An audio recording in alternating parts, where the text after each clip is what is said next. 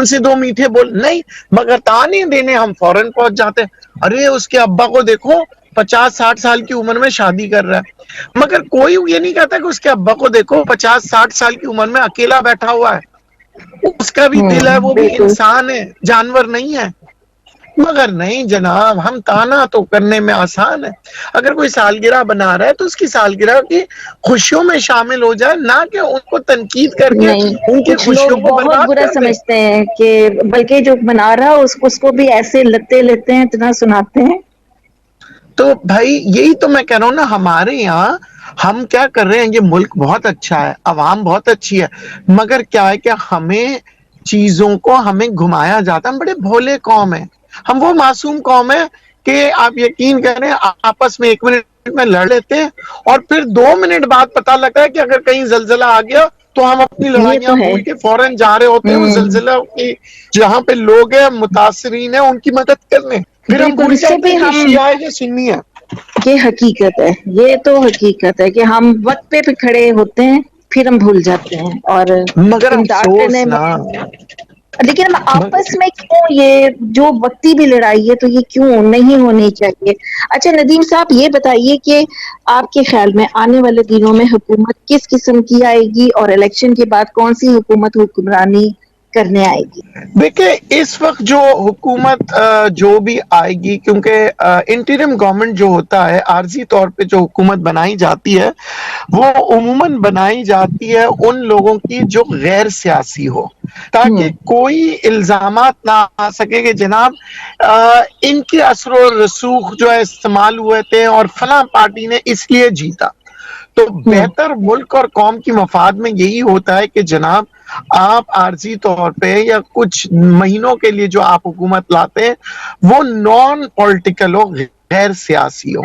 اچھا ان غیر سیاسی لوگوں کے اندر ملک کی اور عوام کے لیے بڑا خطرہ بھی ہوتا ہے، کیوں؟ کیونکہ دیکھیں بہت سی چیزیں جو ہمارے سیاستدان مجبوری کے عالم میں نہیں کر سکتے وہ یہ ان 2 مہینوں میں کیا جاتا ہے، یعنی کہ اگر کسی کے اوپر ٹیکس لگانا ہو، کوئی مشکل فیصلہ کرنا ہو تو وہ فیصلہ کر کے وہ تو چلے جاتے ہیں، تو جو بھی سیاستدان آئے گا کہے گا جناب ہمارے قصور تو نہیں ہے، یہ تو انٹرم گورنمنٹ تھی، یہ کچھ عرصے کے لیے آئی تھی، انہوں نے یہ اقدامات کیے، اور وہ اقدامات عوام کے لیے بڑے خطرناک ہوتے ہیں، خاص طور پہ ایسے موقع پہ جبکہ ملک ایک بہت ہی نازک دور سے گزر رہا ہے، جہاں پہ ڈالر بے قابو ہو رہا ہے، جہاں پہ بڑے مشکل حالات میں ہیں اس وقت، اور بہت مشکلوں سے ہم نے $4 ارب سے $8 ارب کا ریزرو پہ لے کے آئے، جس کی میں مبارکباد دوں گا پاکستان مسلم لیگ نواز کو، اور خاص طور پہ اسحاق ڈار صاحب کو، جس کو لوگ کہتے تھے کہ جناب چور ہے چور ہے چور ہے،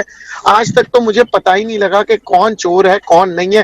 میں نے جب سے ہوش سنبھالا کبھی کسی نے کہا پیپلز پارٹی چور ہے، کبھی کسی نے کہا پاکستان مسلم لیگ نون چور ہے، کسی نے کہا MQM چور ہے، کسی نے کہا کہ جناب فلاں چور ہے، کسی نے کہا PTI چور ہے، آج تک ہمیں یہی پتہ نہیں لگا کہ چور کون ہے، مگر یہ مجھے ضرور پتہ لگتا ہے، ہماری عدلیہ سے پتہ لگتا ہے کہ جو غریب آدمی چوری کرتا ہے اس کی چوری پتہ لگ جاتی ہے، اس کی چوری تو ہمیں فوراً پتہ لگتی ہے، اور ہم دیکھتے ہیں وہ غریب آدمی کو 12 سال کی سزا ہو گئی، 4 سال کی سزا ہو گئی، 6 سال کی سزا ہو گئی، اور کئی دفعہ تو وہ اس چھوٹی سی چوری کی وجہ سے مر جاتا ہے، مگر اس کے پاس وکیل کو پیسے دینے کے لیے نہیں ہوتے، اور نہ ہی قانون اس کے صحیح۔ لیے رات 12 بجے اٹھ کے آتی ہے، نہ ہی قانون اس کو اپنے رات کو فیصلے دیتی ہے، اور نہ ہی قانون اس کے لیے کہتی ہے کہ جناب تحقیقات کیا جائے۔ کئی دفعہ میرا ایسا ہوا کہ میں جیلوں کے اندر گیا ہوں، اور وہاں پہ میں نے کچھ لوگوں کا جب انٹرویو کیا تو پتہ لگا کہ بڑے معصوم بڑے مظلوم تھے، اور ان سے جب میں نے پوچھا تو پھر آپ جیل کیسے آ گئے تو انہوں نے کہا سر ہماری سزا یہ تھی کہ ہم غریب تھے، ہمارے پاس وکیل نہیں تھا، ہمارے پاس کوئی ایسے ثبوت نہیں تھے جو ہماری بے گناہی ثابت کریں، اور یقین کریں اس وقت خون کے آنسو روتا ہوں، میں سوچتا ہوں کہ کیا اس شخص کے ساتھ گزری ہوگی جب یہ بے گناہ انسان کو سزا دی گئی ہوگی، اور یہ بالکل کیسا انسان نکلے گا جب یہ جیل سے نکلے گا۔ یہ کیسا انسان بن کے نکلے گا؟ تو ایسے حالات دیکھ کے افسوس ہوتا ہے. پھر میں دیکھتا ہوں ٹک ٹاک پہ وہی پاکستان کا مذاق اڑایا جا رہا ہوتا ہے, وہی سیاسی لوگوں کے لیے لڑائی ہوئی جاتی ہے. میں کبھی کبھار سوچتا ہوں کہ یہ جو 9 مئی کا واقعہ ہوا یہ کس قسم کے لوگوں نے کیا ہوگا؟ کیا ان کو ذرا احساس نہیں ہوگا کہ جن لوگوں نے شہادتیں دی ہیں ان کے بچوں پہ کیا گزرے گی؟ کیا ان کو یہ احساس نہیں ہوگا کہ بھائی آپ کی لڑائی کس سے ہے؟ ان سے, ان فوجیوں سے جو آپ کے لیے جان دیتے ہیں. آپ کی لڑائی ان فوجیوں سے ہے جو سیلاب آتا ہے تو آپ کے لیے پانی نکالتے ہیں.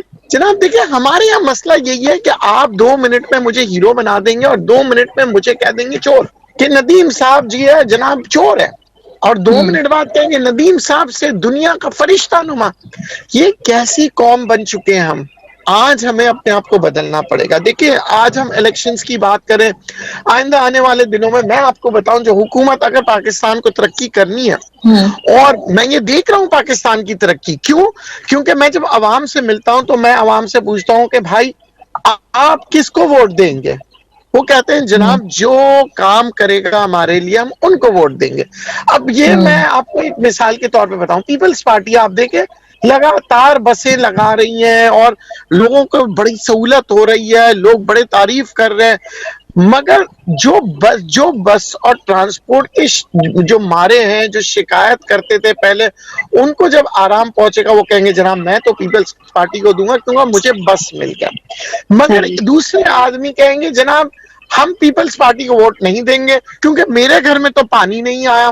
ٹھیک ہے, اب پانی کون فراہم کرے گا؟ اب مجھے امید نظر آئے گی فلاں پارٹی کرنے والی ہے, چلو جناب میں فلاں پارٹی کو, مجھے ایسا لگتا ہے کہ حافظ نعیم صاحب ایک امید ہے کیونکہ وہ بجلی کے خلاف باتیں کر رہے ہیں, وہ روڈوں پہ نکل آتے ہیں, وہ کہ الیکٹرک کے لیے چاہتے ہیں, تو اب میرا ایک ووٹ میرے گھر کا چلا جائے گا حافظ صاحب کو, کیونکہ وہ کہیں گے جناب بجلی کے بلیں بہت آتے ہیں.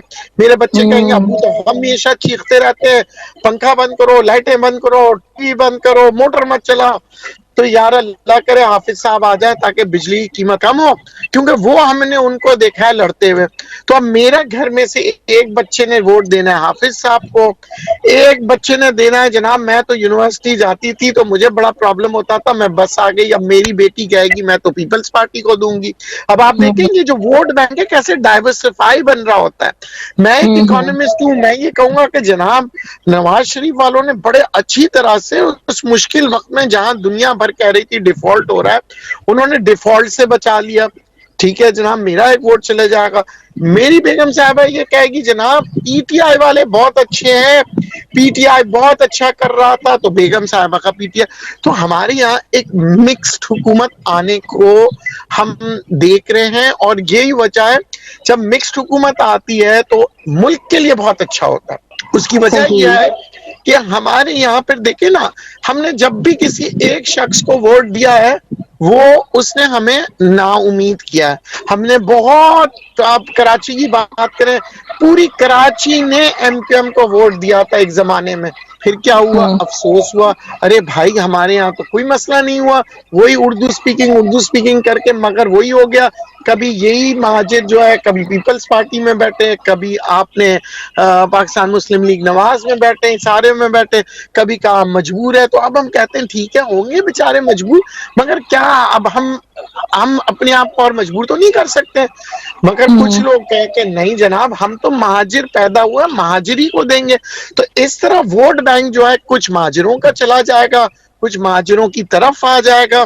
تو آپ دیکھیں یہ جو ہے نا ہمارا گلدستہ تیار ہو رہا ہے. تو اب وہ ون سائیڈڈ والا گیم ختم ہو گیا کہ نہیں جی کراچی صرف اور صرف ایم کیو ایم کا ووٹ بینک ہے, وہ ختم ہو گیا. یا سندھ صرف پیپلز پارٹی کا ہے اب, یا پنجاب صرف نواز شریف کا ہے. اس دفعہ ایک گلدستہ بنے گا اور یہ پارلیمنٹ کے لیے بہت اچھا ہوگا. کیونکہ جاگیرداری نہیں ہوگی. جاگیرداری نہیں ہوگی کہ جی میاں صاحب کی جاگیرداری ہے یا عمران خان صاحب کی جاگیرداری ہے یا آپ کہیں کہ بھٹو کی جاگیرداری نہیں.